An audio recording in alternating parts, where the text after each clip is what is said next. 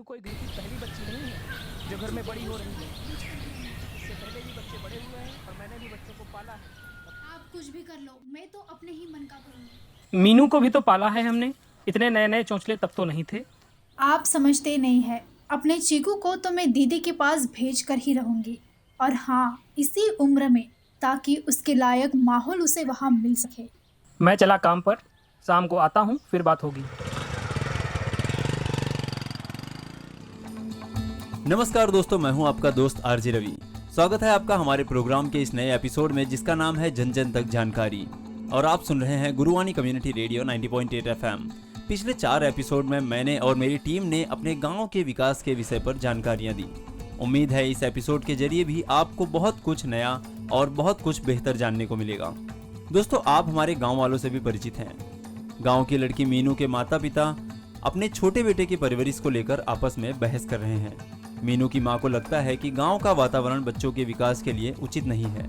तो आइए देखते हैं कि इसका हल हमारी दुर्गा दीदी, सरपंच मालिनी देवी और बाकी गांव वाले इस समस्या का हल किस तरह से निकालते हैं। तो श्रोताओं, इस रेडियो नाटक में आपको दुर्गा दीदी और बाकी गांव वालों से ये जानकारी मिलेगी कि बच्चों के लिए एक बेहतर गाँव कैसे बनाया जाए। तो आइए शुरू करते हैं। आज तो मीनू के घर के झगड़े पूरे गांव में मशहूर हो गए। भाई रामू, इसमें मीनू की माँ की भी गलती नहीं दिख रही। गांव में ऐसा है ही क्या जो बच्चों के विकास के लिए हो। दुर्गा दीदी गई हैं मीनू की माँ से मिलने।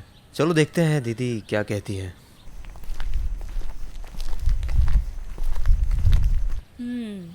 आपकी बात तो बिल्कुल सही है कमला जी, ये विषय सोचने वाला तो है। अच्छा, आप चिंता मत करिए, मैं आज ही सरपंच जी से मिलती हूँ और कुछ हल निकालने की कोशिश करती हूँ। रामू, मोहन, तुम दोनों कमला जी को पंचायत कार्यालय में साथ लेकर आओ। जी दुर्गा दीदी।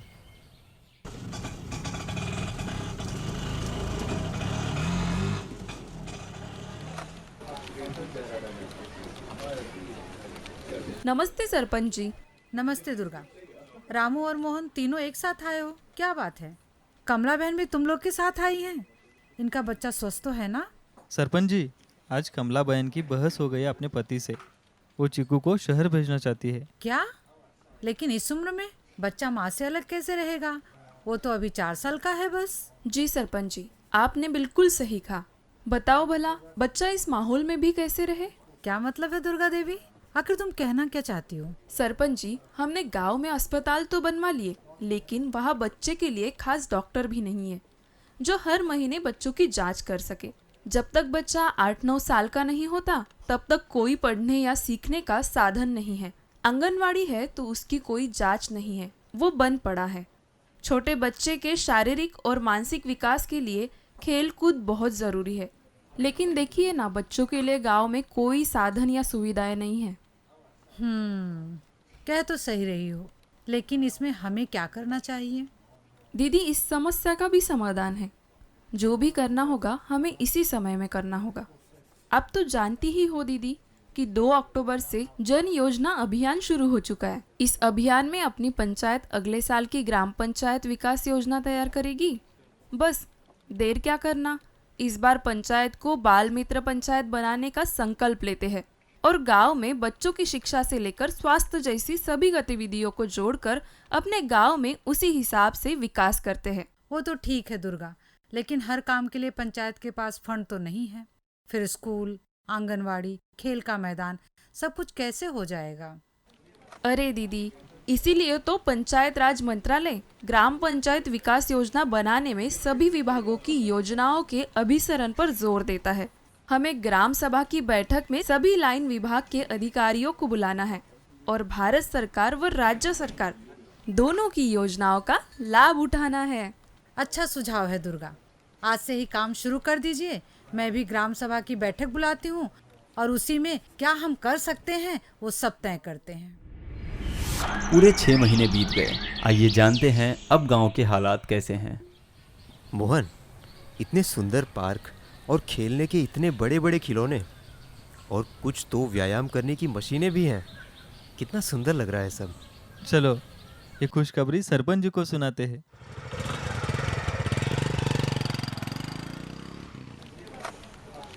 सरपंच जी, आंगनवाड़ी की पढ़ाई पे दुर्गा दी ने कड़ी नजर रखी है। वहाँ तो बच्चों को चित्रकला भी सिखाया जा रहा है और मिड डे मील भी समय समय पर मिलता है। टीकाकरण से तो सारे गांव वाले खुश हैं और अस्पताल में तो बच्चों के 3-3 डॉक्टर्स आए हैं। और सुंदर सा पार्क देखकर तो लगता ही नहीं कि ये वही पुराना गांव है। कमला बहन भी अब चीकू को शहर नहीं भेज रही। अब उनके झगड़े भी नहीं होते। लेकिन इन सारी खुशियों में दुर्गा देवी का धन्यवाद करना बिल्कुल मत भूलिएगा आप सब लोग। वो तो वाकई बहुत होशियार और मेहनती युवा हैं हमारे गांव की। सरपंच जी, धन्यवाद मेरा नहीं, उस परिस्थिति का कीजिए जो कि हमें और बेहतर सोचने के लिए प्रेरित करता है। तो श्रोताओं, सुना आपने कि कैसे दुर्गा दीदी ने अपनी सूझबूझ से गांव वालों और सरपंच जी की सहायता से अपने गांव के वातावरण को बच्चों के अनुकूल बना दिया। दोस्तों, आपको भी आज के प्रोग्राम से सीख लेकर अपने बच्चों के विकास के लिए कुछ अलग और बेहतर कदम उठाने चाहिए। लेकिन एक जानकारी और है, आपकी ग्राम पंचायत की ग्राम सभा की बैठक की पूरी जानकारी उसके वीडियो और फोटो के साथ पंचायत निर्णय मोबाइल ऐप पर उपलब्ध रहते हैं। प्रत्येक ग्रामवासी ये जानकारी वहां देख सकता है। तो श्रोताओं, प्रोग्राम को आगे बढ़ाते हैं और सुनते हैं कि इस विषय पर हमारे एक्सपर्ट क्या कहते हैं।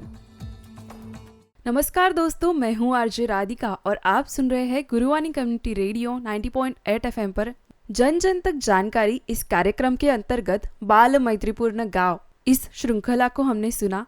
तो चलिए आगे बढ़ते और सुनते हैं ग्राम पंचायत अधिकारी जी ने अपने गांव को कैसे बाल मैत्रीपूर्ण गांव बनाया और उसके लिए उन्होंने क्या क्या कार्य किए। नमस्कार सरपंच जी, जन जन तक जानकारी इस श्रृंखला में आपका स्वागत है। नमस्ते, मैं रमेश आपा साहब भालीराव, ग्राम पंचायत अधिकारी, गांव देवकोटे। तो सर, आपको क्या लगता है बाल मैत्रीपूर्ण गांव कैसा होना चाहिए? बाल मैत्रीपूर्ण गांव में चाइल्ड को बेसिक जो सुविधा रहती है, लर्निंग सुविधा हो, खेलने की सुविधा हो, प्लेग्राउंड हो, पढ़ाई की डिजिटल सुविधा हो, वो सब आवश्यक होती है। बहुत अच्छी जानकारी दी है सर, क्या आवश्यक है उसके बारे में आपने बताया। अब मैं जानना चाहूंगी कि आरोग्य को लेकर गांव में कैसा कार्य होता है, जन्म से लेकर टीकाकरण तक कैसे नियोजन किया जाता है? जब बच्चे का जन्म होता है उसका वो टीकाकरण जो रहता है वो हमारे को पास पूरा उस बच्चे का और उसकी माँ का पूरा हेल्थ कार्ड रहता है। वो आरोग्य विभाग से हम हेल्थ कार्ड उनको देते हैं और उसमें कब टीकाकरण है, कौन से महीने में कौन सा टीकाकरण है, ये सब जानकारी उनको होती है। और सभी तरह आरोग्य की सुविधा गांव में मेरे ख्याल से सभी गांव में अभी तो उपलब्ध है। जो पोषण आहार होता है जो गवर्नमेंट से उनको मिलता है वो भी वो घर पहुँच देते हैं उनको। वाह सर, बहुत अच्छी सुविधाएं ग्राम पंचायत द्वारा बच्चों को दी जाती है। उसके साथ मैं ये पूछना चाहूंगी कि बढ़ते रोग, स्वच्छता और आरोग्य केंद्र को लेकर आपके क्या नियोजन है? जब कोई ऐसे इश्यू होते हैं, ग्राम पंचायत भी डेंगू मलेरिया के अगेंस्ट वो जो स्वच्छता अभियान भी हमारा रहता है, फॉगिंग करते हैं हम।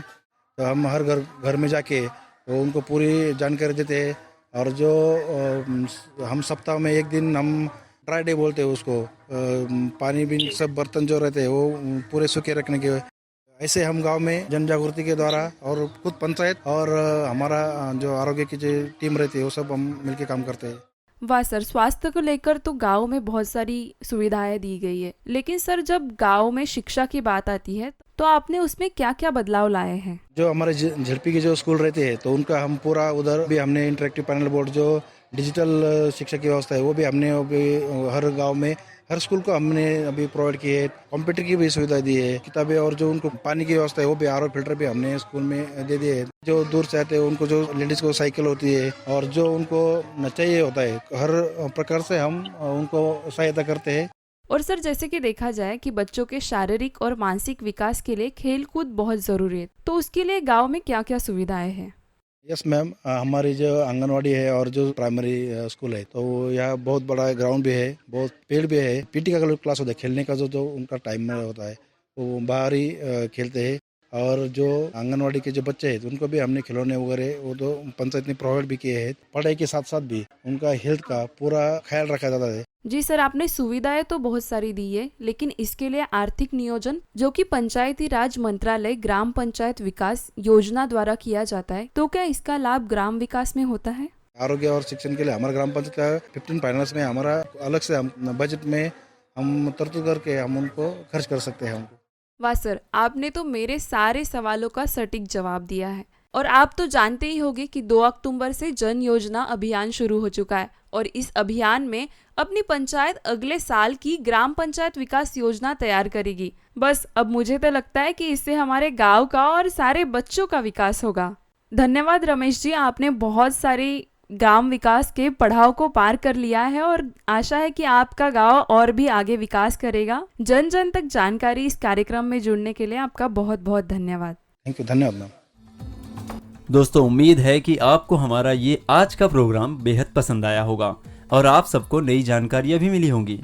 तो श्रोताओं, मैं आरजे रवि आप सबसे विदा लेता हूं। फिर मुलाकात होगी जन जन तक जानकारी के अगले एपिसोड में। यह कार्यक्रम पंचायती राज मंत्रालय और CRA के सहयोग से गुरुवाणी कम्युनिटी रेडियो पर प्रसारित किया जा रहा था। आप सुन रहे हैं गुरुवाणी कम्युनिटी रेडियो 90.8 FM, आवाज कल्याण करो की।